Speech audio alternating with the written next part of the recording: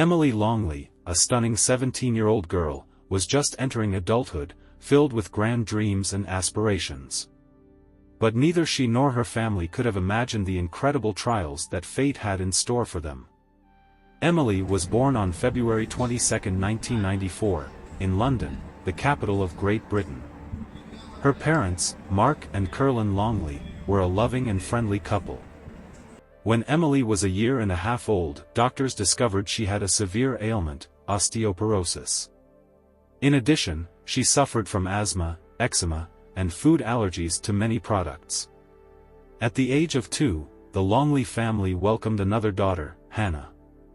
Despite the frequent hospitalizations of her older sister, the girls were very close, and Emily always took care of her younger sibling. This touching sisterly bond continued into the future. In 2003, the Longley family left London and moved to New Zealand, primarily due to Emily's health condition. She was 9 at the time, and Hannah was 7. Doctors advised a change of climate, so the parents chose Auckland, New Zealand's largest city with a population of about 1.5 million. The ecology there was excellent, with fresh and clean sea air that had a beneficial effect on the girls' well-being. Although the family missed their relatives and friends left behind in England, Emily's physical condition was above all else for her parents.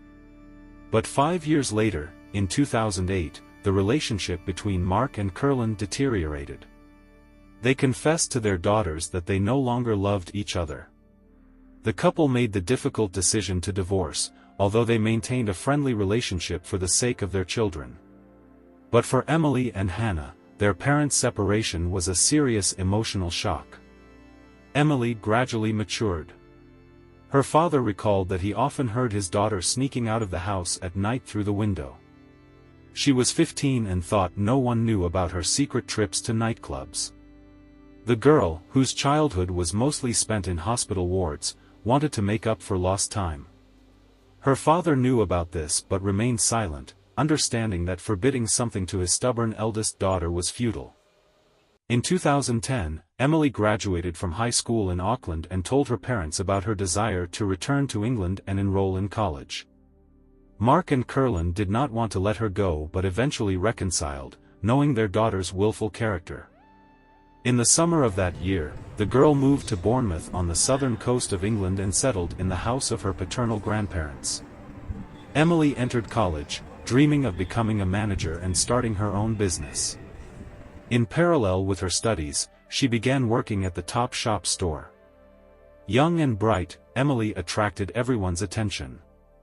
Moreover, she aspired to become a model and occasionally participated in advertising photo shoots.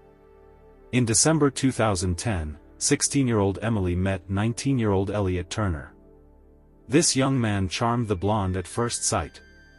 Elliot was the son of a wealthy hereditary jeweler and loved being the center of attention. He was well known in local clubs, bars, and other entertainment venues in Bournemouth. Turner lived on his parents' money and knew no shortage of anything. His life revolved around parties, alcohol, and frivolous romances. After school, he entered university but dropped out after just a few months. It is known that Elliot repeatedly sought treatment for addictions in prestigious clinics. At 17, he had a serious relationship in which he showed cruelty to the girl. He was jealous, made scenes, sent threatening messages.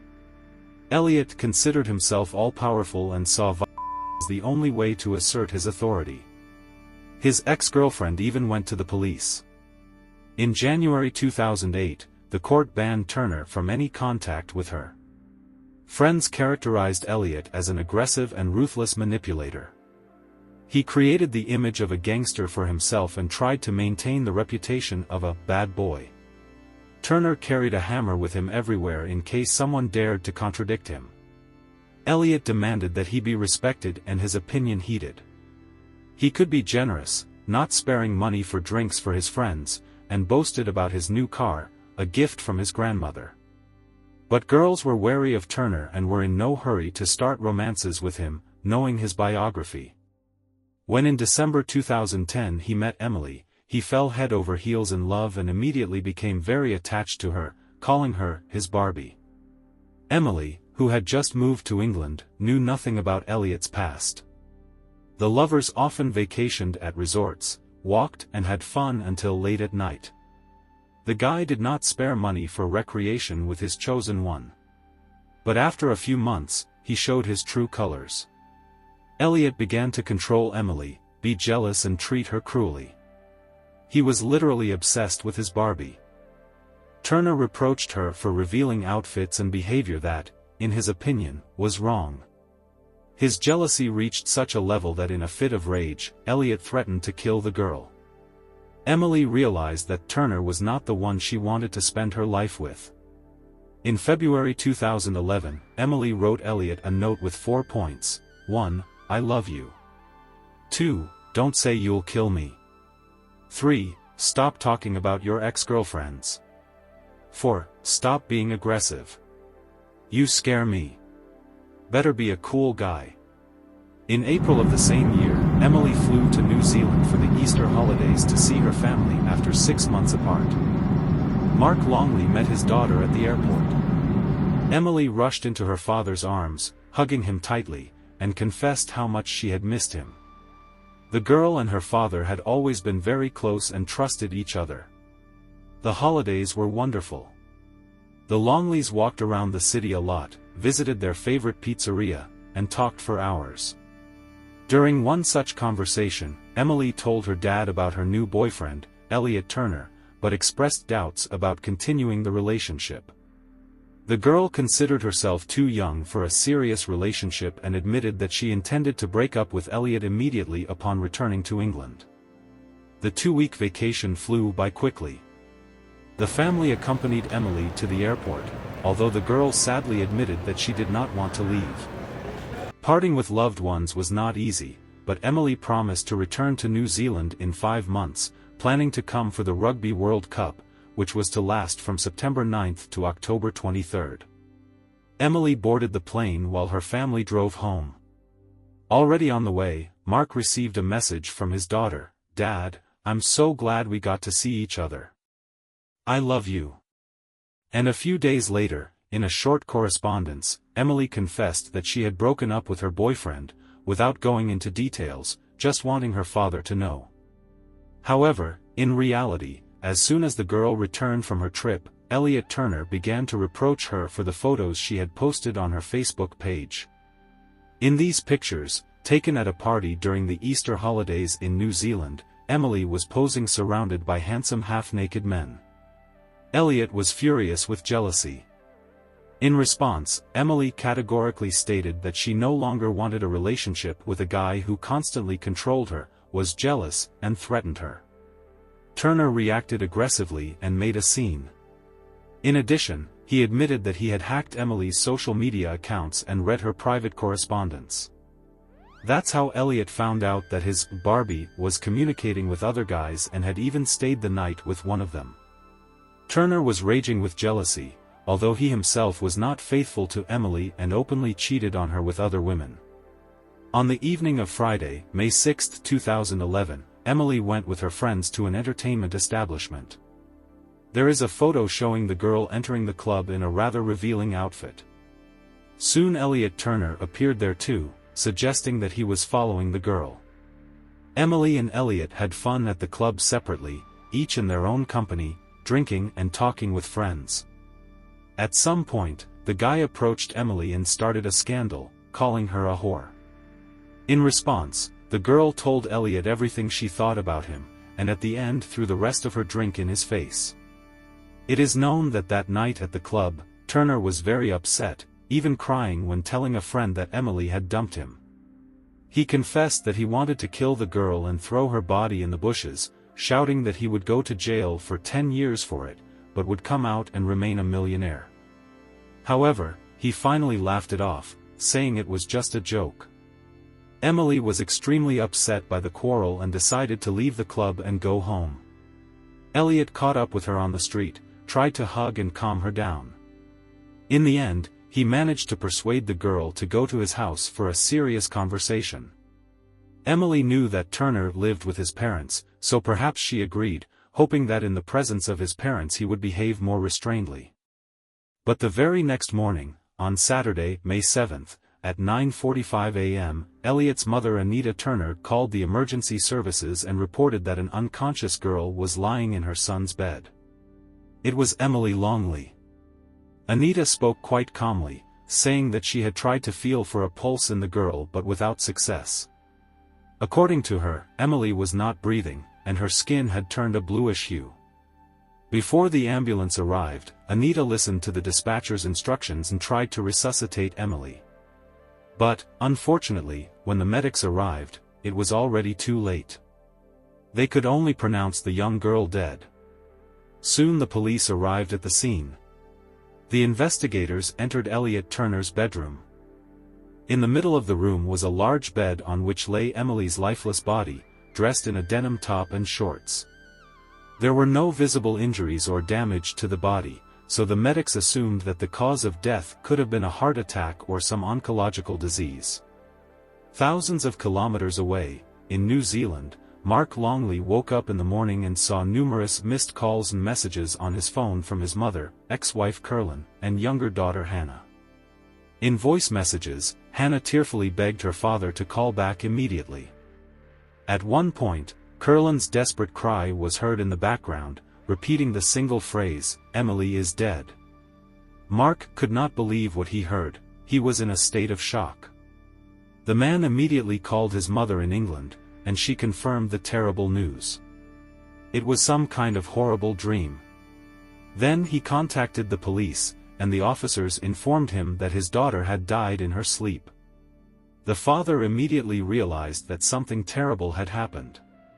After all, on the eve of the tragedy, on May 6, Mark had corresponded with Emily on social media, and his daughter wrote that everything was fine with her.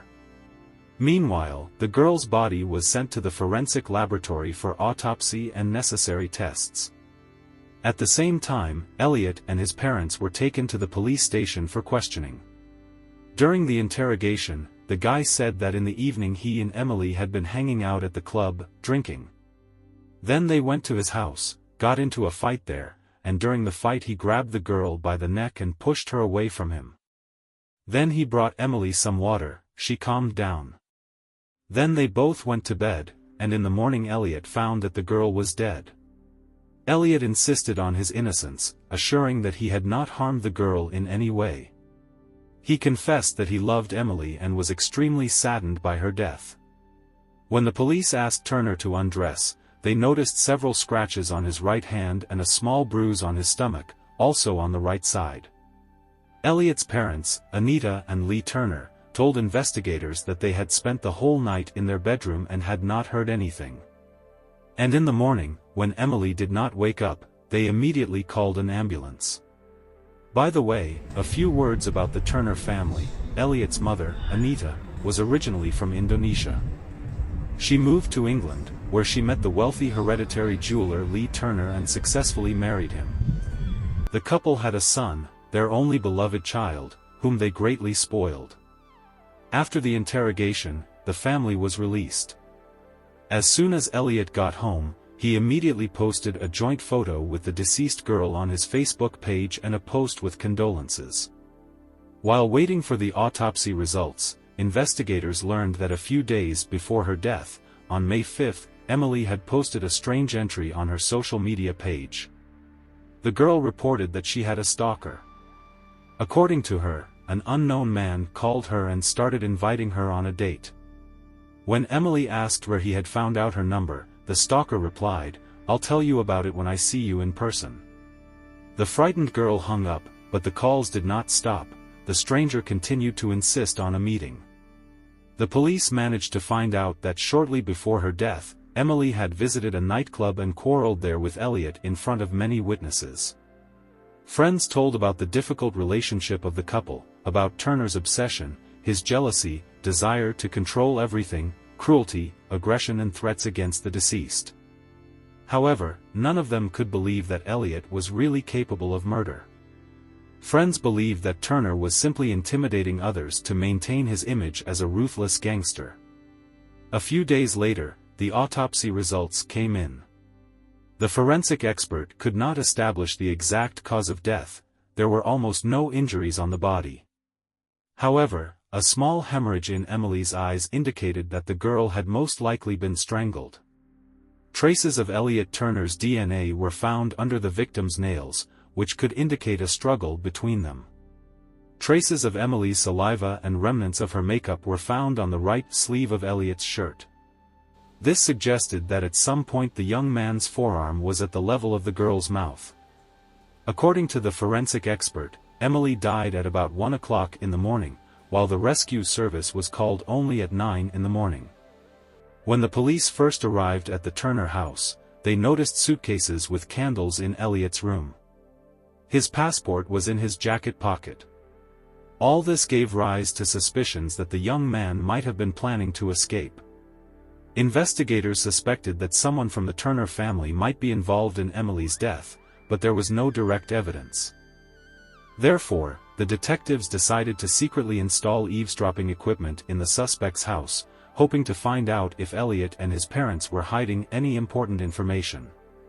And indeed, just a few days after the bugs were installed, the investigation managed to make progress in the investigation of Emily's death. The recordings clearly heard the Turner family discussing the girl's death. It became known that immediately after the murder, Elliot wrote a letter in which he confessed that he had dealt with his girlfriend out of jealousy of other men. After that, he packed his things, intending to leave for Spain, but his parents managed to dissuade him. Elliot's mother, Anita, took her son's jacket from the room, in the pocket of which was his confession. And his father Lee tried to destroy the letter by smearing it with bleach, dissolving the ink. On the wiretap recordings, Elliot raged, accusing the already dead Emily of ruining his life. He shouted that the girl was to blame for everything herself, that no one had ever made him so angry as she had. And only the head of the family, Lee Turner, expressed regret about what had happened. "We did the wrong thing. We interfered with the investigation, destroyed evidence. I think about it every day, every moment. This situation is constantly gnawing at me from the inside." The recordings also captured Elliot instructing his parents on what exactly they should tell the police and how to behave so as not to arouse suspicion. A week after the tragedy, the younger Turner was arrested. He continued to deny everything. Elliot's lawyers tried to question the authenticity of the audio recordings made at the Turner house. However, having considered all the circumstances of the case, the judge allowed the prosecution to use these recordings as weighty evidence. Anita and Lee Turner were also detained and charged with obstruction of justice. They destroyed important evidence, delayed calling an ambulance, and gave their son the opportunity to cover his tracks. The trial took place in May 2012. This time, Elliot's lawyer claimed that his client had used force against the girl in self-defense. As Turner told the court, on that fateful night he and Emily had a fight. The girl behaved inappropriately, started hitting him with her hands and feet. Elliot tried to calm her down. At one point, he took money out of his pocket and told Emily to call a cab and get out. After that, she got even angrier. According to Elliot, that night Emily seemed to have gone crazy. He didn't know how to stop her, how to calm her down. So at one point he grabbed the girl by the neck with his right hand and pushed her onto the bed. As Turner confessed, after that he pinned Emily down and strangled her for about 5 seconds. After that, according to Elliot, he let go of her hand, jumped out of bed and ran out of the room. In the kitchen, he made himself some tea, drank it and calmed down a bit. Returning to the bedroom, he decided that Emily was just sleeping, so he didn't touch her anymore. And in the morning he found that the girl was dead. When asked by the investigator whether Anita believed that Emily had ruined her son's life, the woman was silent for a few seconds and then answered, "No." Did she know that Emily had died back at night? Also no. Anita claimed that she was not aware of the contents of the letter that Elliot had written immediately after the murder. The prosecution insisted that the defendant had killed Emily Longley, unable to bear jealousy towards other men. It was established that a few hours before the tragedy, the girl had been spending time at a nightclub in the company of Luke Ashford, a friend of Elliot's. The court also heard information that the younger Turner was a spoiled child from a wealthy family and skillfully manipulated his parents. Loud parties often took place at Elliot's house. The young man would invite crowds of guests, generously treat them to drinks, and have fun with them until dawn. On Turner's computer, investigators found a gruesome history of search queries. Already after committing the murder, he was looking for information on how to avoid responsibility for crimes. While in pre-trial detention, Elliot sent letters to his friends, assuring them that he would soon be released, buy a new car, and move to Spain. But the judge very quickly dispelled the young rich man's illusions. On May 22, 2012, 20-year-old Elliot Turner was sentenced to life imprisonment with the right to apply for parole no earlier than 16 years later. Pronouncing the verdict, the judge called Turner a person with innate arrogance, for whom the bright, sweet and kind Emily was just another trophy. Elliot's parents, Anita and Lee, were also found guilty of trying to justify their son. They destroyed important evidence and, instead of immediately calling medics, gave the criminal the opportunity to cover his tracks. 51-year-old Anita and 54-year-old Lee Turner were sentenced to 27 months in prison each. The relatives of the deceased Emily, Mark and Curlin Longley, were extremely outraged by this court decision, believing that the murderer had received too lenient a punishment for his terrible, brutal act. In October 2012, the press reported that Elliot's cellmates had beaten him up in prison, after he hung photos of the deceased girl in his cell and boasted about letters from female admirers.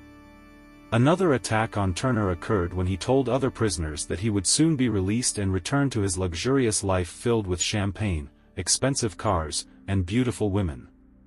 It is known that Anita and Lee Turner served half of their sentence in prison and were released in 2013. After her release, Anita, as an Indonesian citizen, was going to be deported, but since she was the legal wife of the Briton Lee Turner, the woman managed to avoid being sent back to her homeland. The couple still lives in the house where the murder took place. According to relatives of Emily Longley, her parents Mark and Curlin and younger sister Hannah had a very hard time coping with the loss of their beloved daughter and sister. The girl was buried in New Zealand, and at the farewell ceremony 17 white doves were released into the sky, one for each year of her life. Mark and Curlin often visit Emily's grave, remembering their child with warmth and sadness. In interviews with journalists, the girl's father Mark talked about how proud he was that Emily had moved to England, got an education, worked, and was not afraid of anything. He regrets that he will never see what a wonderful woman his daughter could have become, will never know what kind of mother she would have been, and will never hug the grandchildren that Emily would have given him. Mark remarried and became a father again. He has a growing son, Hunter, who is now 10. The boy never saw his older half-sister but heard a lot of good things about her. Mark also takes care of his middle daughter Hannah, who graduated from university and is making a career. Her mother Curlin also found new love and is happy in her second marriage. In 3 years, Elliot Turner will have the right to petition for parole, by which time he will be 35. One can only hope that common sense will prevail in this matter, and the commission will make a fair decision regarding the prisoner who still has not repented of the crime he committed. Thank you for watching this story. Write your thoughts about it in the comments. Don't miss the future videos, subscribe and like the channel. Take care of yourself and people you love.